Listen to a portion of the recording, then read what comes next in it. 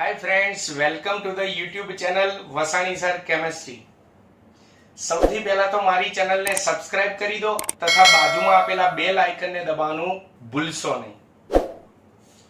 આજના વિડિયો લેક્ચરમાં આપણે કઈ થિયરી ભણવાના છીએ એને પહેલા રકમમાં સમજાવી દઉં। ધારો કે મારી પાસે કોઈ ધાતુ આયન છે M+2 છે।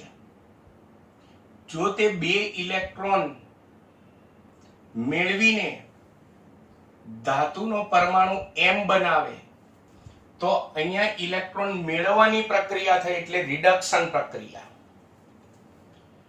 બીજું, ધારો કે મારી પાસે ધાતુ આયન M+3 છે। ધાતુને મેટલ કહેવાય એટલે હું M ધારું છું। એ જો એક ઇલેક્ટ્રોન મેળવે તો M+2 બને। તો અહીંયા પણ ઇલેક્ટ્રોન મેળવવાની પ્રક્રિયાને રિડક્શન પ્રક્રિયા જ કહેવાશે, એટલે બંને પ્રક્રિયાઓ રિડક્શન પ્રક્રિયા છે। પણ અહીંયા M+2 ની આ ઇલેક્ટ્રોન મેળવવાની ક્ષમતાને તેનો રિડક્શન પોટેન્શિયલ કહેવાય, અને અહીંયા M+3 જે છે એની ઇલેક્ટ્રોન મેળવવાની ક્ષમતાને પણ તેનો રિડક્શન પોટેન્શિયલ જ કહેવાય। પણ અહીંયા ઇલેક્ટ્રોન મેળવવાની ક્ષમતાને રિડક્શન પોટેન્શિયલ કહેવાય, પણ એને સંજ્ઞામાં લખાશે પ્રમાણિત રિડક્શન પોટેન્શિયલ એટલે E0 M+2 માંથી M બને છે એટલે M+2/M।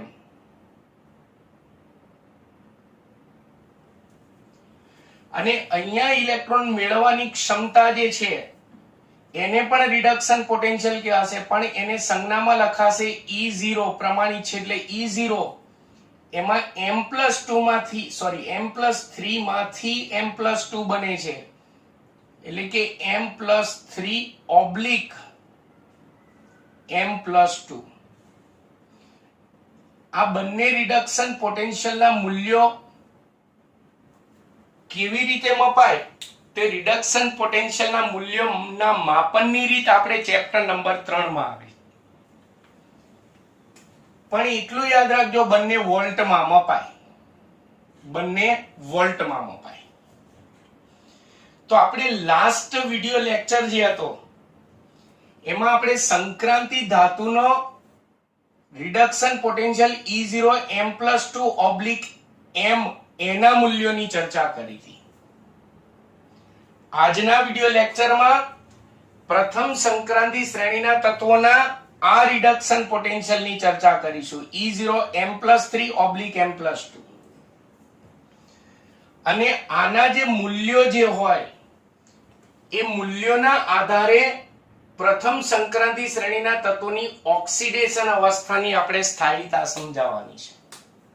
એટલે આપણી આજની થિયરી છે પ્રથમ સંક્રાંતિ શ્રેણીના તત્વોના રિડક્શન પોટેન્શિયલના મૂલ્યોના આધારે ઓક્સિડેશન અવસ્થાની સ્થાયીતા સમજાવો। પણ કયો રિડક્શન પોટેન્શિયલ M+3 માંથી M+2 બને તે રિડક્શન પોટેન્શિયલની આપણે ચર્ચા કરવાની છે।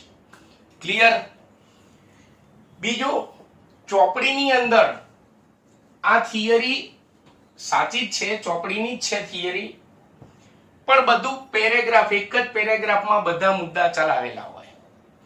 હું અહીંયા તમને પ્રથમ સંક્રાંતિ શ્રેણીમાં વારાફરતી વારા એક એક તત્વોના આપણે અલગ અલગ મુદ્દા તારવીશું, અને આ મુદ્દા ગોખવા ન પડે એટલા માટે પહેલા તો એક નોંધ યાદ રાખજો। જો કે આ નોંધ જે છે એ મેં લાસ્ટ ટાઈમ ચલાવી હતી। હંમેશા યાદ રાખજો, જેમ પહેલી નોંધ, જેમ રિડક્શન પ્રક્રિયા મુશ્કેલ હોય, જેમ રિડક્શન પ્રક્રિયા મુશ્કેલ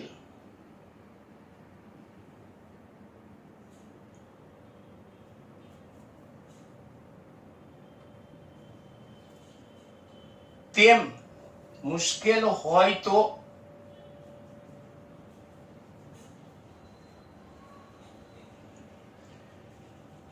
તો તેના આ રિડક્શન પોટેન્શિયલનું મૂલ્ય જે છે નીચું હશે। હું આ રિડક્શન પોટેન્શિયલને આ રીતે લખું છું E0 રેડ એટલે રિડક્શન, નું મૂલ્ય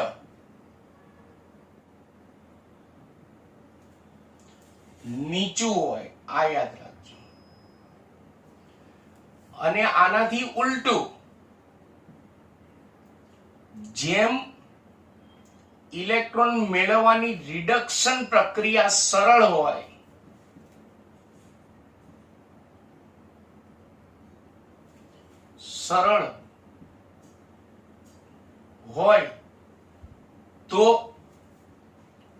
તો એ પ્રક્રિયા માટે રિડક્શન પોટેન્શિયલ E0 રેડ નું મૂલ્ય ઊંચું હોય. એટલે જેમ રિડક્શનની પ્રક્રિયા સરળ, તેમાં રિડક્શન પોટેન્શિયલ M+3 માંથી M+2 બને, રિડક્શન પોટેન્શિયલ જે છે એનું મૂલ્ય ઊંચું, અને મુશ્કેલ હોય તે મૂલ્ય નીચું. આ નોંધ યાદ રાખજો.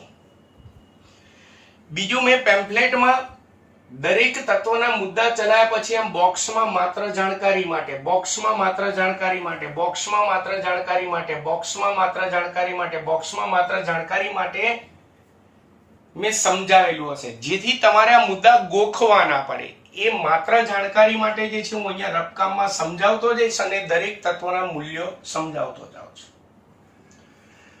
ચલો, સૌથી પહેલા તો, અને હા બીજું કહી દઉં, મુદ્દામાં હું ગમે ત્યાં રિડક્ટ પોટેન્શિયલ E0 લખું એટલે તમારે સમજી લેવાનું. જેમ કે સ્કેન્ડિયમમાં E0 નું મૂલ્ય નીચું હોય છે એવું લખ્યું છે, એટલે સમજી લેવાનું કે E0 સ્કેન્ડિયમ +3 માંથી સ્કેન્ડિયમ +2 બને એ રિડક્શન પોટેન્શિયલ નું મૂલ્ય નીચું હોય છે એવું સમજી લેવાનું. ચાલો હવે આપણે સ્ટાર્ટ કરીએ મુદ્દા. સૌથી પહેલા તો સ્કેન્ડિયમ માટે રિડક્શન પોટેન્શિયલ નું મૂલ્ય નીચું હોય છે. આપણે પ્રથમ સંક્રાંતિ શ્રેણીમાં સૌથી પહેલું તત્વ અને છેલ્લું તત્વ પહેલા સમજાવીશું. તેમાં પહેલું તત્વ આવે સ્કેન્ડિયમ. તો સ્કેન્ડિયમના રિડક્શન પોટેન્શિયલ નું મૂલ્ય નીચું હોય, સૌથી નીચું હોય. સૌથી નીચું હોય એના કારણે જ સ્કેન્ડિયમ +3 ની સ્થાયીતા વધારે હોય. યાદ રાખજો, જેમ મૂલ્ય નીચું તેમ તે આયનની સ્થાયીતા વધારે, અને જેમ મૂલ્ય ઊંચું તેમ તે આયનની સ્થાયીતા ઓછી હોય. તો અહીંયા મૂલ્ય નીચું છે તો માટે સ્કેન્ડિયમ +3 ની સ્થાયીતા કેવી છે? વધારે. પણ શા માટે? એનું કારણ શું? તો ચાલો રકમમાં, આ માત્ર જાણકારી માટે, તમારે મુદ્દા ગોખવા ના પડે એટલા માટે.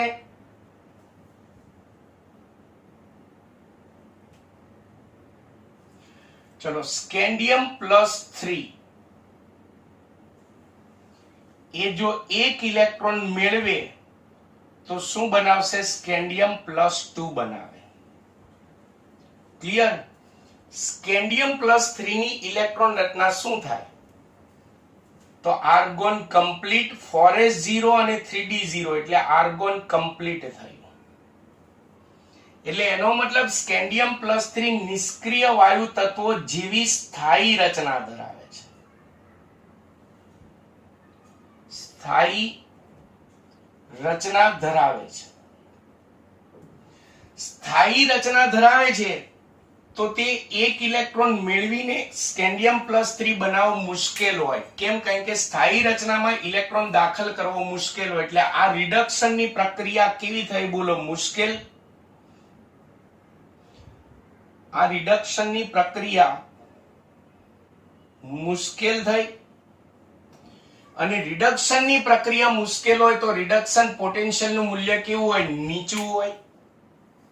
એટલે જો એનું મૂલ્ય કેવું છે? નીચું, એવું મેં કીધું. શા માટે નીચું છે? તો કારણ કે સ્કેન્ડિયમ +3 ઊંડા વાયુઓ એટલે કે નિષ્ક્રિય વાયુ તત્વ જેવી સ્થાયી રચના ધરાવે છે. નિષ્ક્રિય વાયુ તત્વ જેવી સ્થાયી રચના ધરાવે છે, માટે સ્કેન્ડિયમ +3 નું રિડક્શન કરવું મુશ્કેલ હોય. રિડક્શન કરવું મુશ્કેલ હોય તો માટે તેનો રિડક્શન પોટેન્શિયલ કેવો હોય? નીચો હોય. ખ્યાલ આવી ગયો? તો આ પ્રથમ તત્વ લીધું. ચલો હવે પ્રથમ સંક્રાંતિ શ્રેણીનું લાસ્ટ તત્વ લઈએ, ઝિંક.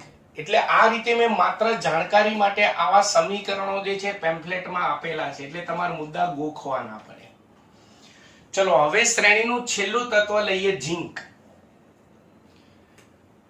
ઝીંકની અંદર પહેલા સમજો, આપણે રિડક્શન પોટેન્શિયલ ભણવાનો છે તો આપણે કઈ પ્રક્રિયાનો અભ્યાસ કરવાનો હોય? રિડક્શનની પ્રક્રિયા, એટલે કે ઇલેક્ટ્રોન મેળવવાની પ્રક્રિયા, રાઈટ? પણ અહીંયા ચોપડીમાં ઉલટા મુદ્દા આપ્યા છે. ઓક્સિડેશન પ્રક્રિયા પરથી રિડક્શન પોટેન્શિયલ સમજાવ્યો છે. એટલે પહેલા અહીંયા માત્ર જાણકારી માટે સમજો. ચલો Zn+2 છે. પહેલા તો Zn+2 ની ઇલેક્ટ્રોન રચનામાં શું આવે? આર્ગોન કમ્પ્લીટ 4s ના 2 ઇલેક્ટ્રોન ગુમાવી દે એટલે 4s 0 લખવાની જરૂર નથી, 3d10 આવે. એટલે Zn+2 કઈ રચના ધરાવે છે? d10 સ્થાયી રચના ધરાવે છે. ચલો અહીંયા ઓક્સિડેશન પ્રક્રિયા કરું, ઇલેક્ટ્રોન ગુમાવવાની પ્રક્રિયા કરું, તો આમાંથી જો એક ઇલેક્ટ્રોન દૂર કરીએ તો Zn+3 બને. પણ હવે ડીપમાં વિચારજો, આ સ્થાયી રચના ધરાવે તો એમાંથી ઇલેક્ટ્રોન દૂર કરવો કેવો બને? બોલો, મુશ્કેલ. ઇલેક્ટ્રોન દૂર કરવો મુશ્કેલ બને એટલે એનો મતલબ એની ઓક્સિડેશન પ્રક્રિયા કેવી થઈ? મુશ્કેલ. ઓક્સિડેશન પ્રક્રિયા મુશ્કેલ બની. ચલો ઇલેક્ટ્રોન ગુમાવવાની ઓક્સિડેશન પ્રક્રિયા મુશ્કેલ બની તો એનું ઉલટું, તો એની રિડક્શન પ્રક્રિયા કેવી હોય? સરળ. હંમેશા યાદ રાખજો, ઓક્સિડેશન મુશ્કેલ હોય તો રિડક્શન સરળ હોય, રિડક્શન મુશ્કેલ હોય તો ઓક્સિડેશન સરળ હોય. તો આ સ્થાયી રચનામાંથી ઇલેક્ટ્રોન દૂર કરવો મુશ્કેલ છે એટલે આ ઓક્સિડેશન પ્રક્રિયા મુશ્કેલ છે, તો આની રિવર્સ રિડક્શન પ્રક્રિયા કેવી થાય? સરળ.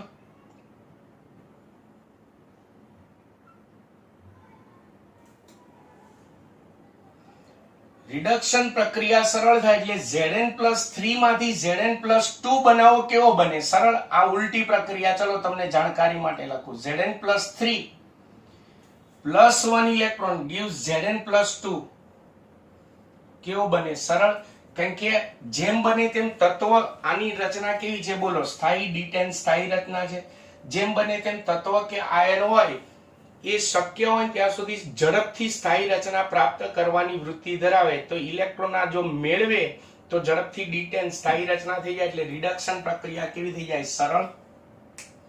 પણ ચોપડીમાં ઓક્સિડેશન પ્રક્રિયા પરથી સમજાય. ચલો ઓક્સિડેશન મુશ્કેલ તો રિડક્શન કેવું થાય? સરળ. અને રિડક્શન સરળ થાય તો તેના રિડક્શન પોટેન્શિયલ નું મૂલ્ય કેવું હશે? બોલો, ઊંચું. કયા રિડક્શન પોટેન્શિયલ નું મૂલ્ય? E0 Zn+3 ઓબ્લિક Zn+2 એનું મૂલ્ય કેવું હશે? ઊંચું હશે. તો જો તમને ચોપડીમાં ઉલટું સમજાવ્યું, રિડક્શન પ્રક્રિયાના બદલે ઓક્સિડેશન પ્રક્રિયા પરથી સમજાવ્યું. Zn+2 એ d10 જેવી સ્થાયી રચના ધરાવે છે. ક્લિયર? જેમાંથી એક ઇલેક્ટ્રોન દૂર કરીને તેનું Zn+3 માં ઓક્સિડેશન કરવું ખૂબ જ મુશ્કેલ છે. એટલે કે તેમાંથી એક ઇલેક્ટ્રોન દૂર કરી Zn+3 માં તેનું ઓક્સિડેશન કરવું મુશ્કેલ છે. ચલો ઓક્સિડેશન કરવું મુશ્કેલ છે તો માટે એનો મતલબ આની રિવર્સ પ્રક્રિયા, રિડક્શન કરવી કેવી બને? સરળ. રિડક્શન કરવી સરળ બને તો એનું રિડક્શન પોટેન્શિયલ નું મૂલ્ય કેવું હોય? ઊંચું. તો માટે Zn+3 oblique Zn+2 reduction potential નું મૂલ્ય કેવું હોય? સૌથી ઊંચું હોય. ખબર પડી? એટલે આ મુદ્દા તમારે ગોખવા ના પડે એટલે આ રીતે યાદ રાખવા કે ઓક્સિડેશન પ્રક્રિયા મુશ્કેલ છે તો રિડક્શન પ્રક્રિયા સરળ, રિડક્શન પ્રક્રિયા સરળ તો રિડક્શન પોટેન્શિયલ નું મૂલ્ય કેવું હોય? સૌથી ઊંચું. ક્લિયર? તો આપણે આ પ્રથમ સંક્રાંતિ શ્રેણીનું પહેલું તત્વ સ્કેન્ડિયમ અને છેલ્લું તત્વ ઝિંકના મૂલ્ય બન્યા. હવે શ્રેણીનું મિડલનું તત્વ લઈએ મેંગેનીઝ. ચલો મેંગેનીઝ ની અંદર શું છે એ સમજીએ એના મુદ્દા. અહીંયા જાણકારી માટે અહીંયા પણ ચલાવીશ. પહેલું તો મેંગેનીઝ માટે રિડક્શન પોટેન્શિયલ નું મૂલ્ય ઊંચું હોય. એટલે કે મેંગેનીઝ માટે કયો રિડક્શન પોટેન્શિયલ ની આપણે અત્યારે ચર્ચા કરી રહ્યા? તો Mn+3 ઓબ્લિક Mn+2 આ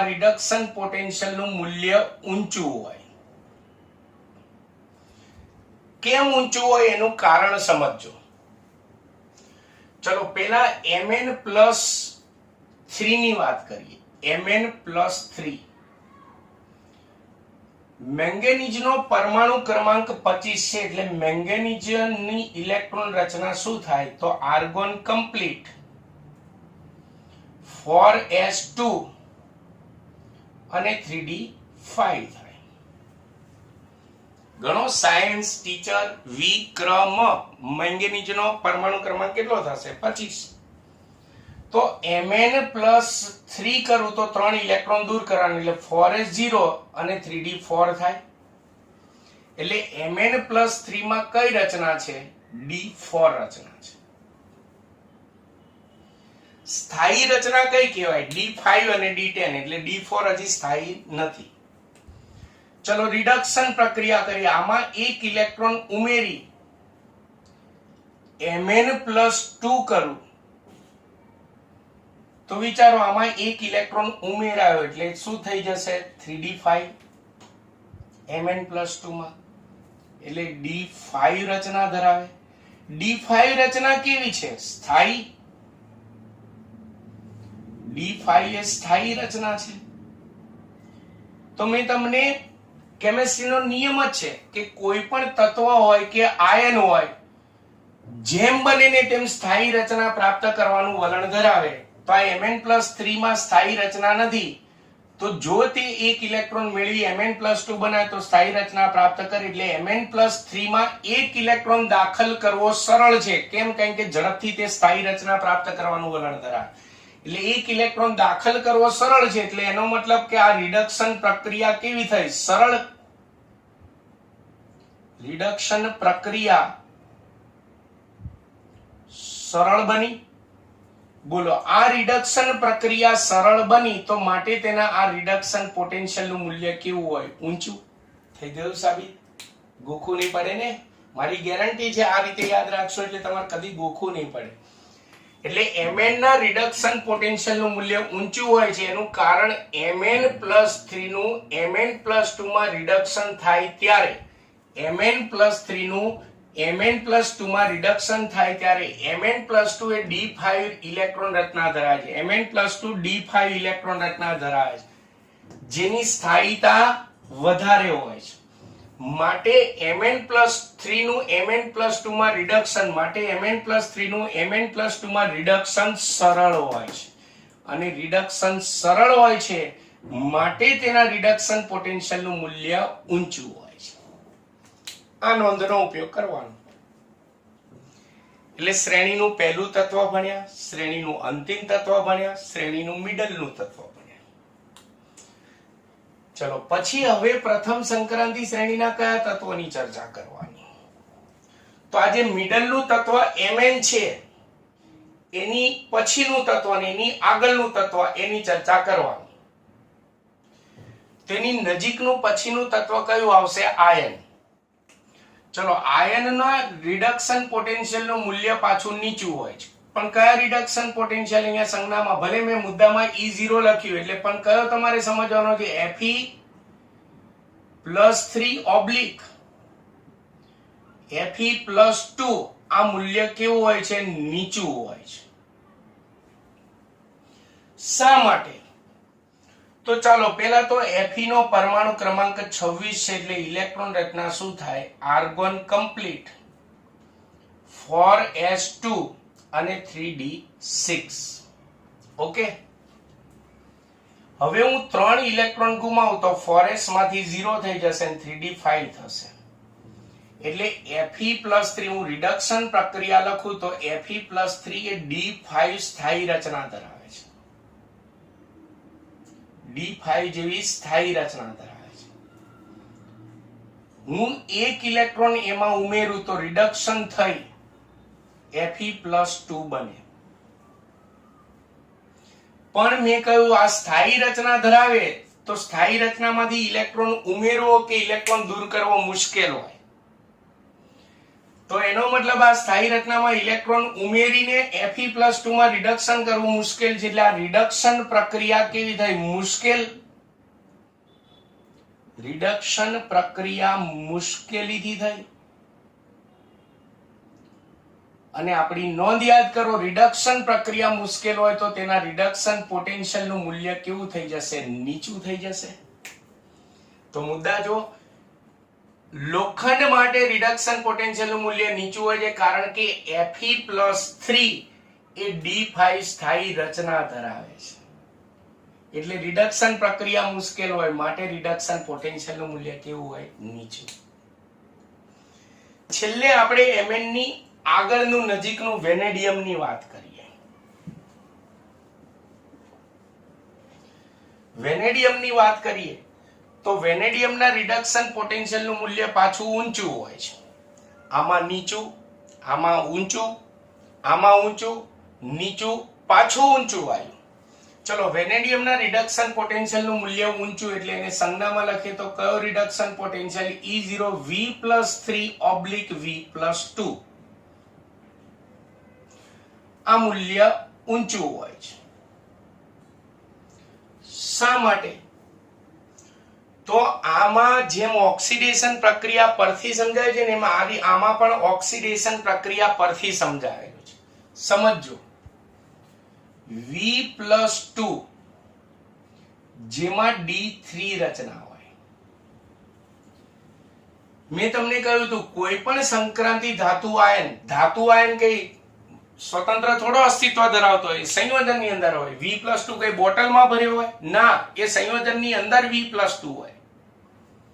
તો સંક્રાંતિ ધાતુ આયનો કેવા સંયોજનો બનાવે? પેલા સંકીર્ણ સંયોજનો યાદ છે ને, લિગેન્ડ સાથે જોડાય.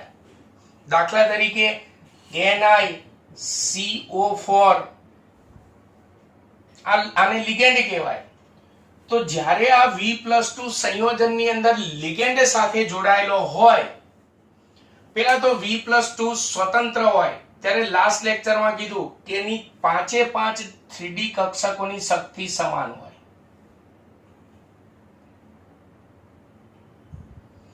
હવે તમારે ચેપ્ટર 9 માં આવશે કે જ્યારે આ V+2 લિગેન્ડ સાથે જોડાય ત્યારે એની આ 5 D કક્ષકો જે છે એનું જુદા જુદા શક્તિ સ્તરોમાં વિભાજન થઈ જાય. એમાં વર્ગવાળી જે કક્ષકો આવે ને 3D Z² અને 3D X² - Y² એની શક્તિ વધી જાય. અને વર્ગ વગરની કક્ષકો જે DXY, 3DXY, 3DYZ, 3DZX એ ત્રણની શક્તિ ઘટી જાય. આવું ચેપ્ટર 9 માં આવશે. ફરી એકવાર કહું છું, આયન સ્વતંત્ર હોય ત્યારે એની 5 3D કક્ષકોની શક્તિ કેવી હોય? સમાન. જ્યારે આ V+2 લિગેન્ડ સાથે જોડાય ત્યારે આ જ 5 કક્ષકોમાંથી DXY, DYZ, DZX ની શક્તિ ઘટી જાય અને DZ² અને DX² - Y² ની શક્તિ વધી જાય. ચેપ્ટર 9 માં આ બંને કક્ષકોની જે શક્તિ વધે ને એને સંયુક્ત રીતે EG કક્ષકો કહેવાશે અને આ ત્રણને T2G કક્ષકો કહેવાશે. અને સંયોજનમાં V+2 ની અંદર D3 ઇલેક્ટ્રોન જે છે આ T2G કક્ષકમાં એક એક ગોઠવાશે. ચલો, T2G કક્ષકો કેટલી છે? 3 છે. તેમાં 2 અને 2 4 ને 2 6 એટલે વધુ કેટલા ઇલેક્ટ્રોન ગોઠવાય? 6. એના બદલે કેટલા છે? 3. એટલે એનો મતલબ T2G અર્ધપૂર્ણ ભરાયેલી કક્ષકો છે. એની સ્થાયીતા કેવી હોય? વધારે. તો મેં લાસ્ટ લેક્ચરમાં કીધું તો આ D3 રચના જે છે એ T2G સ્તરની અર્ધપૂર્ણ ભરાયેલી સ્થાયી રચના છે. અર્ધપૂર્ણ ભરાયેલી સ્થાયી રચના છે. ક્લિયર આટલું? ચલો હવે આગળ આપણે રિડક્શન પોટેન્શિયલ સમજવાનું છે. તો આપણે રિડક્શન પ્રક્રિયાની જરૂર હોય, પણ હું ઝિંકની જેમ અહીંયા વેનેડિયમમાં ઓક્સિડેશન પ્રક્રિયા કરું, આમાંથી ઇલેક્ટ્રોન જો દૂર કરું અને V+3 બનાવું તો ઓક્સિડેશન પ્રક્રિયા કહેવાય. પણ આ સ્થાયી રચના છે. સ્થાયી રચનામાં ઇલેક્ટ્રોન દાખલ કરવો કે ઇલેક્ટ્રોન દૂર કરવો મુશ્કેલ હોય. તો એનો મતલબ કે આ T2G સ્તરની અર્ધપૂર્ણ ભરાયેલી સ્થાયી રચનામાંથી આ ઇલેક્ટ્રોન દૂર કરવો મુશ્કેલ છે. એટલે એનો મતલબ આ ઓક્સિડેશન પ્રક્રિયા કેવી છે? મુશ્કેલ. ઓક્સિડેશન પ્રક્રિયા મુશ્કેલ છે.